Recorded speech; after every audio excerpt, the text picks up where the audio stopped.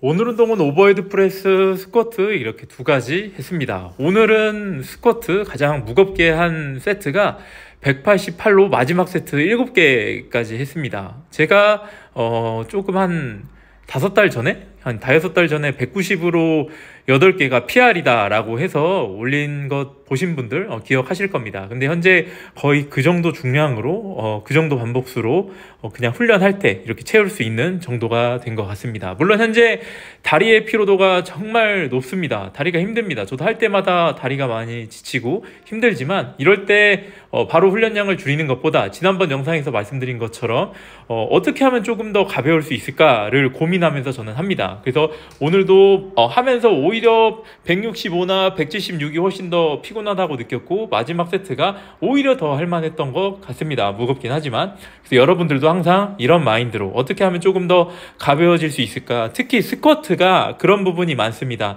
내가 그냥 몸에 힘을 주고 다리 근육으로 이렇게 미는 게 아니라 온몸의 협응이 잘 되게 하면 훨씬 더 가벼운 그런 디테일한 부분들이 있는데 그것들을 어떻게 하면 내가 원래 하던 이런 중량에서 원래 하던 그런 자세에서 적용할 수 있을까를 잘 고민하면서 해보시기 바랍니다. 보이지 않을 정도로 아주 작은 차이지만 그 차이로 인해서 RP 1, 2가 차이가 납니다. 1, 2가 차이 난다는 거는 원RM으로 따지자면 저는 10kg, 20kg가 나는 거라고 생각을 합니다. 이 부분을 계속 캐치하셔야 상급자로 갈 수 있다라고 생각을 합니다. 자, 오늘 할 이야기는 제가 어제 이런 컬 운동, 이두 운동들을 할 때 무조건 몸이 가만히 있다고 고립이 아니다라는 영상을 올린 것 보셨을 겁니다. 근데 그걸 보고 어떤 분이 이 이두 컬 같은 운동을 하면 머리가 어지럽다고 하신 분이 계셨습니다. 그래서 제가 이 호흡법에 대해서 다시 한번 이야기를 해볼까 합니다. 많은 분들이 이 스트렝스로 또 운동을 접하신 분들이 계십니다. 이 스트렝스 훈련으로 운동을 접하다 보니까 모든 훈련을 할 때 다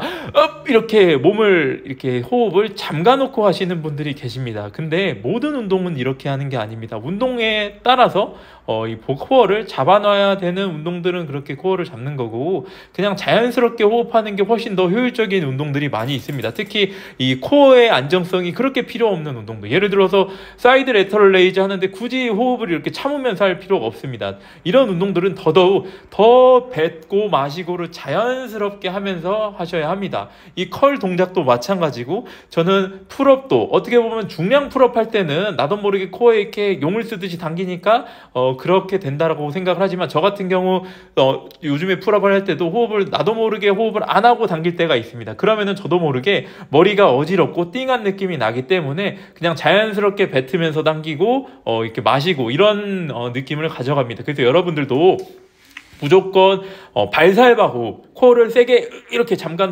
놓는다라고 생각하지 마시고 이 코어의 안정성이 필요하지 않은 운동들은 조금 더 호흡을 자연스럽게 해보시기 바랍니다.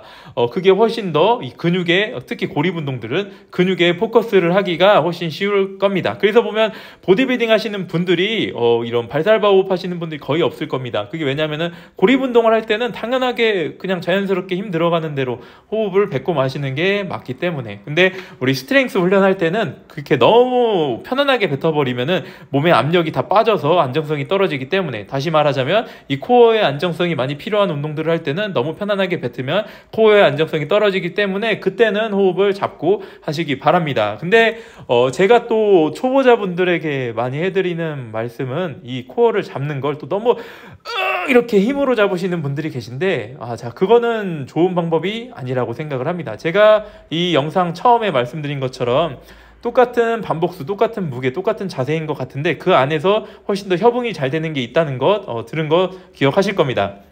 근데 호흡을 이렇게 잡아버리면 상체가 너무 단단해져 버려서 이 호흡이라는 게 그러니까 몸 동작이라는 것 자체가 자연스럽게 안 됩니다. 앞에서 설명한 것처럼 스쿼트는 단순히 다리의 근육만 갖고 미는 게 아니라 전신의 협응이 필요한데 이 전신의 합이 잘 맞아지지 않습니다. 호흡을 그렇게 하게 된 경우. 물론 이 코어를 너무 못 잡고 너무 몸의 안정성이 떨어지는 사람들은 저도 그렇게 하라고 합니다.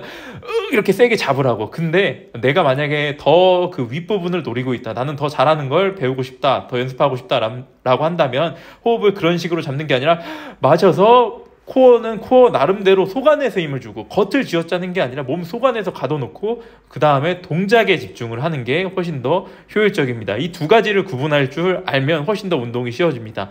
속 안에서 코어를 잠그는 것과 근육 겉에 이렇게 겉에 있는 근육들에 힘을 주는 것, 겉에 힘을 주는 게 아니라 속 안에 힘을 줘야 합니다. 근데 많은 분들이 우리 7번 포즈 앱도미널 앤 따이 할 때 복근을 쥐어짜는 그렇게 복압을 잡으시는 분들이 많이 계신 것 같습니다. 그거는 상중하로 따지면 저는 사실 하라고 생각을 합니다. 그렇게 좋은 방법이 아닙니다. 물론 그 방식으로 잘 하시는 분들 많고 특히 로우바 스쿼트를 파워리프팅 스타일로 하시는 분들은 그렇게 많이들 합니다. 근데 저는 개인적으로 생각했을 때 그런 방식을 그렇게 좋아하지 않고 추천하지 않습니다. 꼭 이렇게 억지로 몸을 누르지 않아도 코어를 단단하게 잠글 수 있습니다. 그 방법을 하게 되면 훨씬 더 이 몸통의 세팅이라던가 몸에 불필요한 힘을 빼는데 깨달음을 얻으실 수 있을 겁니다. 이렇게 하는 대표적인 사람들은 역도 선수라고 보시면 됩니다. 그래서 역도 선수들은 호흡을 자연스럽게 하는데도 코어를 잘 잠가 놓고 허리 다치지 않고 할 수 있는 겁니다. 자, 오늘 영상 여기까지 하겠습니다. 다음에 또 좋은 영상으로 찾아뵙겠습니다. 감사합니다.